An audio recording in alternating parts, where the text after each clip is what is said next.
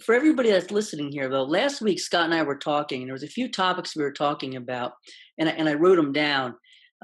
One of them was the top challenges that we hear partners struggling with, and you elaborated on two of them, Scott.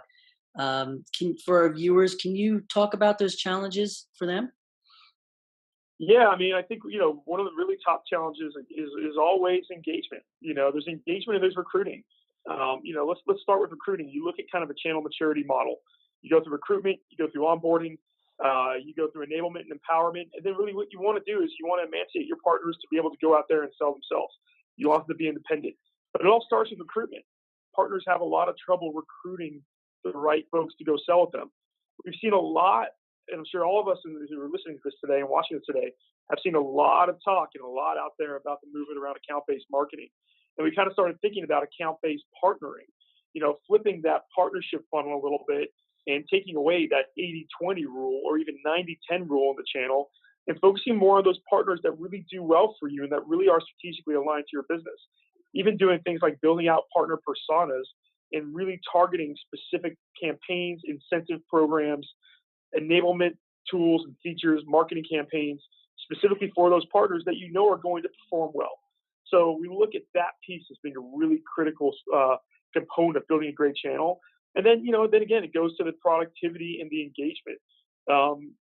It's not a coincidence that we say 4 C's are part of engagement. Again, content, collaboration, customer success, culture. Those 4 areas, and I won't dive in too much into into each of them individually, but they're what define engagement. And having more engaged partners means more productive partners. More productive partners means more revenue through your channel. And so those are kind of the 2 key areas that we really like to zero in on is that, getting the right partners and then how do you get the right ones engaged and productive. Yeah, it's a good point. There's another P that we always throw into the mix there, and we spoke about it last week, and that was prospecting. You Prospecting. get them engaged, you find the right partners and do a lot of work that way. And all of a sudden they fall flat sometimes. And it's because they're not out there being proactive as far as prospecting is concerned. So, Yep. yeah, I mean, all these things are so, so critical. The recruitment is really interesting. I spoke with somebody 10 minutes ago, literally about that same exact problem as I said to him, it's really easy to go sign a partner up. It's really hard to make them productive. And what you have to do is really identify the ones, engage with them appropriately, and then get them to productivity as fast as possible. And it seemed like a light bulb went off in their head when I said that. Yeah, yeah. I think one more area that I didn't touch on too much is one of those 4 C's is customer success. I think that, we've read a lot about paradigm shift happening in the channel. A lot of folks were unsure what was going to happen as it moved more towards the subscription economy and moved more towards the cloud. And what really started to happen is that channel has become just as much around customer success and value as it has about bookings. It used to in the old hardware world and in the old, you get a lot of big payments up front. It used to be more about getting those bookings through partners. Now in the recurring revenue model, you have to make sure you get ongoing bookings to those partners. And the way you do that is by reducing customer churn. Yes. And the way you do that is by taking care of your customers. And the way you take care of them is by providing them with tons of value. So if you were selling a SaaS or a cloud solution, how are you making sure those customers are getting as much value as possible in as little time as possible from your product? And channel partners can be, the answer for that. And they are the answer for a lot of companies who don't have the resources to go and expand and take care of all the customers they may have just internally, or the costs are too high to do that internally, so they go and rely on partners as well. Really, really good point. And this brings me to my next question for you. Now, switch it to the vendor side. What are some of the common mistakes you see the vendors making with their partners and with their ecosystems? And you're working now with small ones and large ones alike. What are some of Yep. the common mistakes you're seeing across the board here? Yeah, I mean, I think, number one is it's not a cultural piece of the business.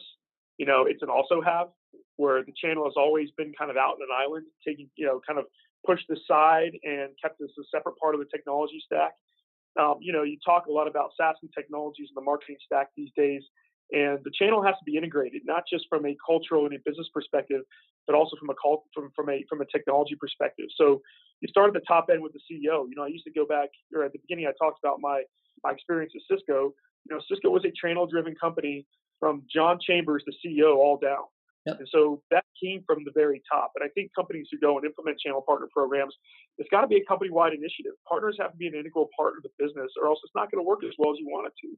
You've got to have that support from marketing, from sales, from finance, from customer success, from the CEO, the CFO, the CRO. It's all got to be there. The company has to be, dedicated to going out and building a partner program and making it successful just as much as they'd be dedicated to making that direct sales or marketing team successful.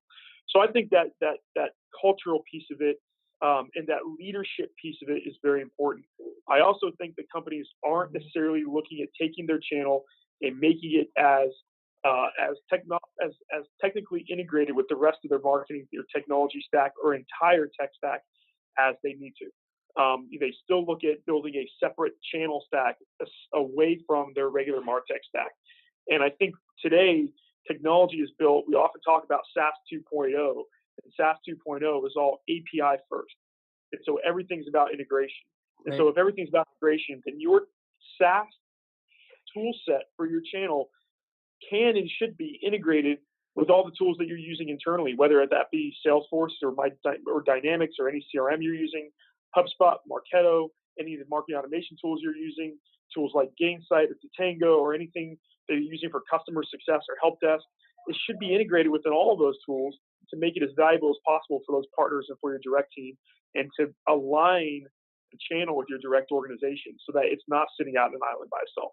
So I think those are two really big problems, and those are two problems that, listen, I'm not going to go and stray into the kind of same things you've heard over the last 10 years around MDF and deal registration and lead generation.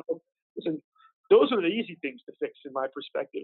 We've got to start looking at some of the more business issues around this and focusing on how does this impact the business from a high level and from a strategic perspective of how the company is growing. We can fix the other stuff. Technology can fix the other stuff. Those are such great points. I was talking to a senior VP of one of my clients a few weeks back, and he sort of mimicked those same exact thoughts. He said the other problem he was having was around, and you said it, it's almost like the channels he also ran. He said when it came to his people, it was a perception within the company that they were also they also ran within the organization as opposed to the direct sales people. So he was trying to elevate their stature within the organization and to your point, trying to upskill them appropriately. That's exactly it. I look at, I often talk about how businesses are ecosystems. Businesses are ecosystems. Partnerships are a core, natural part of any business. Now, why is the channel not looked at as a core, critical part of most organizations? Why don't they have a seat at the board table? Why aren't channel leaders looked at as the next CEOs or business leaders? A lot of different functions of the business are looked at in those areas. Channel hasn't always been. How do we make that change? How do we get it that seat and get it more visibility in front of the CEO, the CRO, and other folks in the business? And that's a critical piece. Another one, it's not just technology we're trying to build at Allbound.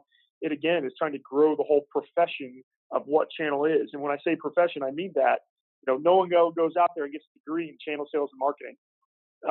It's something that you pick up as you go out there into the field, as you start building your career, and it becomes a profession. So how does that profession then turn into a lifelong career, and how do we build that career up towards being something that is more senior level and executive and C level?